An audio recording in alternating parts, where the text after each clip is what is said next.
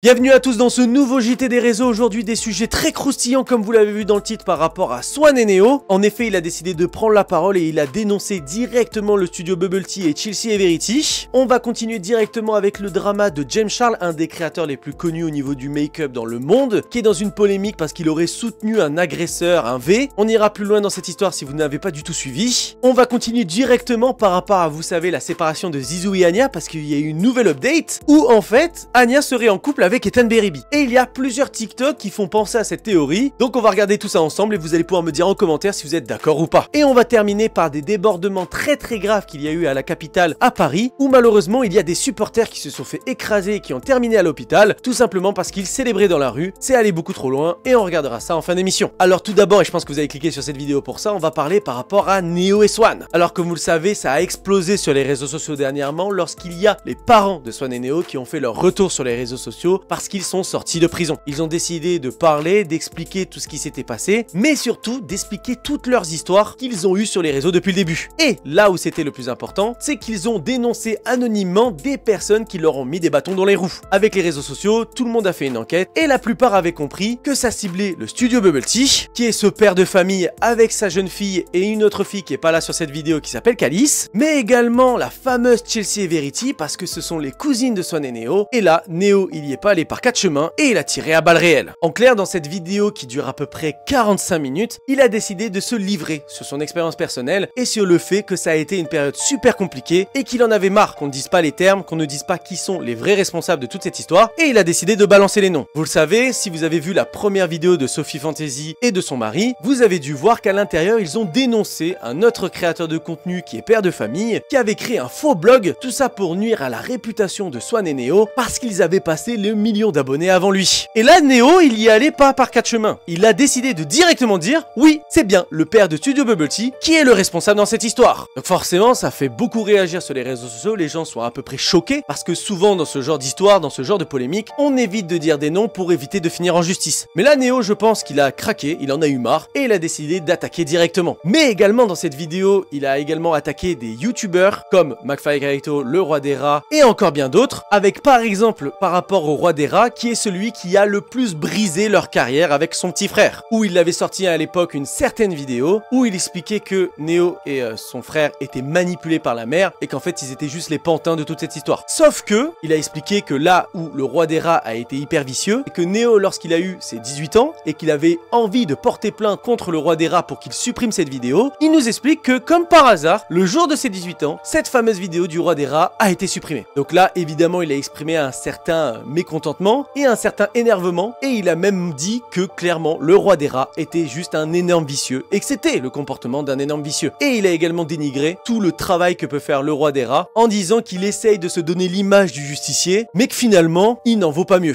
Et il a attaqué également sur un deuxième youtubeur qui est le duo McFly et Carito parce que dans une vieille vidéo avec des bonnes sœurs, ils avaient décidé de montrer la chaîne de Swan et Neo. Et sauf que dans la vidéo, même s'ils le disent pas explicitement, ils ont sous-entendu clairement que les enfants de Swan et Neo étaient manipulés et que c'était la mère qui contrôlait tout derrière. Alors oui, comme il a dit Neo dans sa vidéo, c'est vrai que le père il a jamais été impliqué dans ces histoires parce que c'est plus facile d'attaquer une femme qu'un homme, mais c'est toujours la mère qui est passée pour celle qui générait tout, qui gérait tout, etc. et jamais le père. Alors que évidemment ils sont encore ensemble, ils sont mari et femme, donc s'il y avait des histoires de manipulation, c'est ensemble, c'est pas que la mère, vous voyez ce que je veux dire. Et suite à ça, il a continué et là il a attaqué évidemment Chelsea et Verity. Si vous ne les connaissez pas, pareil, famille de création de contenu avec plus d'1 million d'abonnés, et si vous ne le savez pas, ils sont cousins. Swan et Neo et les petites que vous voyez à l'écran, ce sont les cousines de Swan et Neo. Et sauf que, d'après le témoignage encore une fois de Neo, il a balancé les blazes et il a clairement expliqué que eux se sont servis clairement du buzz de Swan et Neo pour exploser sur les réseaux en disant « Nous sommes la cousine de Swan et Neo ». Mais ça à chaque vidéo. Donc forcément, ça a fait beaucoup parler, ça a fait beaucoup réagir et ça a choqué les gens. Et même Neo, c'est là qu'il a montré une certaine frustration parce qu'il a clairement expliqué qu'en fait, dans cette famille, il n'y avait vraiment plus d'aspect de famille. C'était que pour le buzz. Ça veut dire qu'ils s'entendaient super bien avant, mais du jour au lendemain, comme il y a eu cette notoriété, ce buzz autour de Swan et Neo, et qu'il fallait en profiter pour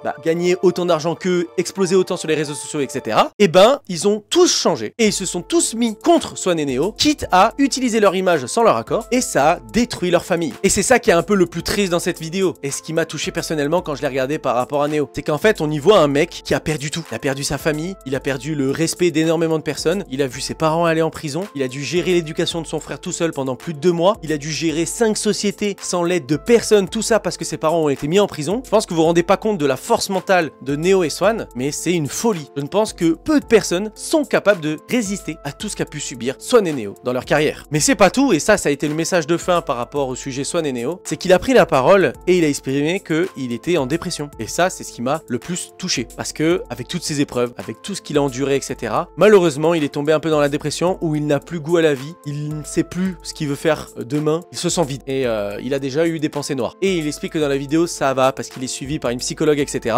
mais qu'il est en profonde dépression. Et sincèrement, de me dire qu'il a eu ça parce que la justice a fait n'importe quoi, que même des gens de sa propre famille l'ont utilisé pour le buzz et la notoriété, quitte à détruire les liens de la famille. Bref, ça a fait beaucoup réagir. Énormément de personnes forcément soutiennent Neo dans cette épreuve. Il a eu que de l'amour et des compliments depuis son témoignage. Et forcément, du côté de Studio Bubble Tea et du côté de Chelsea et Verity, ils se font énormément critiquer comme étant les méchants de cette histoire. À présent, on va continuer ce JT des réseaux en parlant du deuxième sujet qui est par rapport à James Charles. James Charles, c'est celui que vous voyez à l'écran, qui est le créateur de contenu le plus connu de la planète au niveau du make-up. Il s'est fait connaître principalement parce que c'est un homme qui se maquille. Vous connaissez les réseaux sociaux vis-à-vis de ça, ça fait toujours un peu polémique. Lui, il a réussi à en tirer le truc qui lui a permis d'exploser sur les réseaux et il est l'un des influenceurs les plus connus au niveau du make-up en tant qu'homme. On ne parle pas de femme, on parle en tant qu'homme. Avec des 40 millions d'abonnés sur Instagram, 20 millions d'abonnés, non 40 millions d'abonnés sur TikTok, pardon, 20 millions d'abonnés sur YouTube. Bref, c'est une gigastar ce mec. Et sauf qu'il y a déjà quelques années, il était dans une première polémique parce que dans cette vidéo, c'est là où il s'en excuse, mais il avait assumé avoir envoyé des messages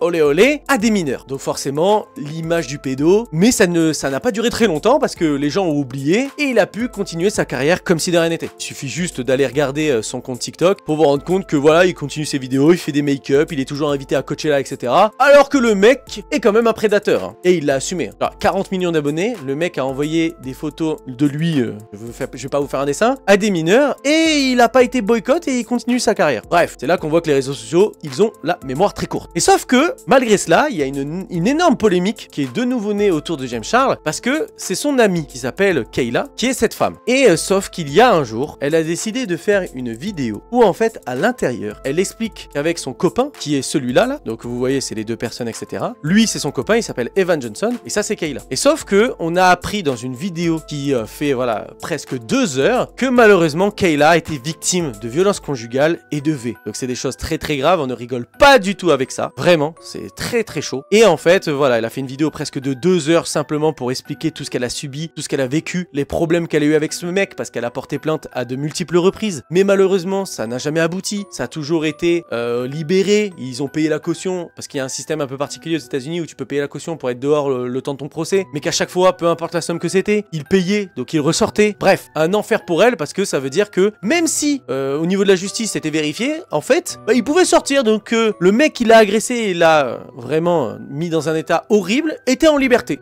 C'est chaud. Sincèrement, c'est très très grave. Et en fait, le problème, et vous allez me dire, mais c'est quoi le rapport avec James Charles? C'est qu'en fait, comme je vous l'ai dit, James Charles et Kayla sont potes, sont pas amis. Il l'a bien expliqué dans plein de vidéos. Ils sont collègues influenceurs. Genre comme si nous, dans le monde du travail, c'est collègues de travail. T'es pas ami avec tes collègues de travail. Souvent, bah voilà, c'est des collègues. Tu les croises la journée, tu travailles avec eux, mais après, en dehors du travail, tu les vois pas forcément, tu fais pas de week-end avec eux. Voilà, c'est ça la différence. C'était un peu la même chose au niveau de ce James Charles et de Kayla. Et sauf que le problème, c'est que on a appris plus tard que ce fameux James Charles, donc lui, en fait, quand il y a eu toute cette histoire, donc de violence conjugale, etc. et tout, et ben lui, il se serait fait manipuler et en fait, il serait allé réconforter Evan, donc celui dont on parle depuis le début, qui est l'ancien copain de Kayla, donc le mec violent quoi. Et sauf que dans cette histoire, il se serait positionné du côté de l'homme violent, en mode, c'est lui qu'il faut soutenir. Et ils auraient carrément passé un week-end ensemble pour l'écouter, le soutenir, parce que lui, de la manière dont Evan a raconté l'histoire, c'était Kayla qui était en tort et qu'elle avait tout exagéré et qu'en fait elle faisait tout ça pour ruiner sa vie et sa carrière. Sauf que il y a eu plusieurs témoignages, il y a plusieurs choses qui sont sorties qui ont montré que non, c'est pas du tout Evan qui est en tort dans cette histoire. Non, qui est en tort? Non, pardon, c'est pas du tout Kayla qui est en tort dans cette histoire. C'est Evan. Et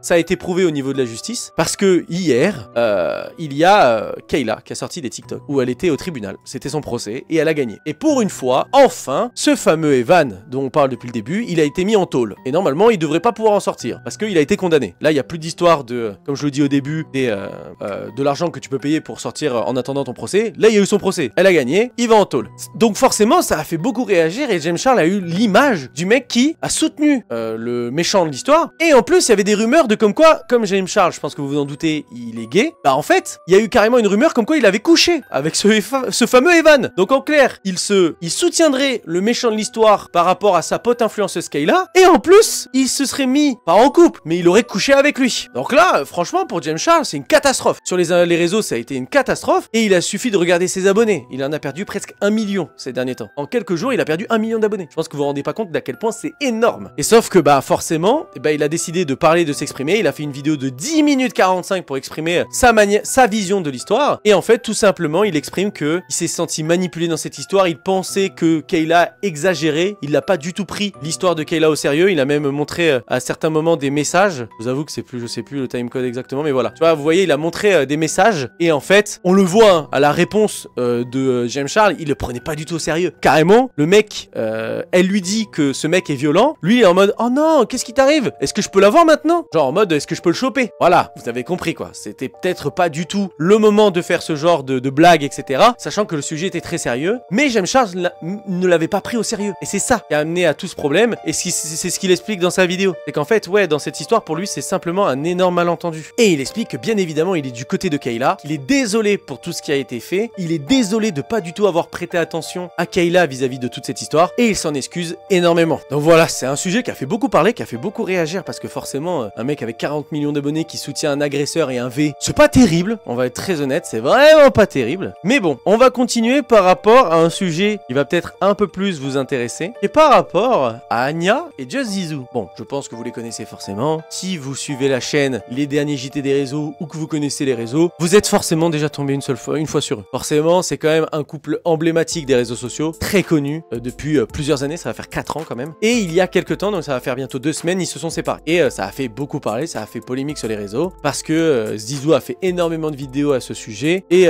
Anya en a fait très peu, mais Zizou en fait a passé sa vie à entre guillemets cracher sur Anya en disant que c'était à cause d'elle, que c'était la pire, que lui il a tout fait pour elle, il a tout payé, mais que elle a décidé de se barrer lâchement parce que soi-disant sa meilleure pote lui aurait monté le cerveau. Bref, toute une histoire à la télé-réalité des réseaux sociaux, vous avez capté. Et sauf que dernièrement, il y a un influenceur qu'on n'aurait jamais imaginé être mêlé à cette histoire, c'est Ethan Berebi. Et ça, pourquoi? Parce qu'en fait, il y a Aquababe qui, dans une fameuse vidéo de Just Zizou, il a donné comme information comme quoi quelqu'un avait pris en photo Anya avec Ethan Berebi en boîte de nuit au bowling. Donc déjà, Aquababe, il est fort parce qu'il arrive à avoir des contacts de tout et n'importe quoi partout. Et forcément, Zizou, bah, ça l'a un peu énervé, ça l'a saoulé, donc il a décidé d'en faire une vidéo et de l'exprimer. Et il s'est avéré que c'était vrai. Et carrément, pour vous dire à quel point c'était allé un peu loin, regardez quand même le TikTok qu'a osé faire Ethan Berebi sur ça quand même.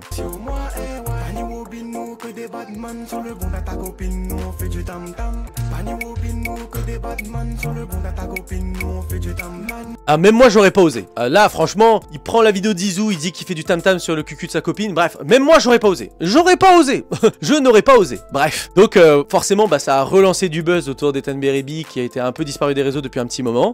Parce que pour vous dire, hein, vous voyez, ça faisait depuis le 9 février hein, qu'il avait pas fait de vidéo. Et il a fait son retour grâce à cette vidéo donc il y a une semaine. Donc ça veut dire début mai. Pendant 3 mois il était absent et il est revenu grâce à cette histoire de nulle part. Mais là où ça va plus loin parce que forcément les gens pensent juste avec ça que Ethan Berebi est forcément en couple avec Anya, bah il a fait beaucoup de vidéos à ce sujet, mais c'est pas ça qui a fait principalement réagir, c'est ces vidéos là.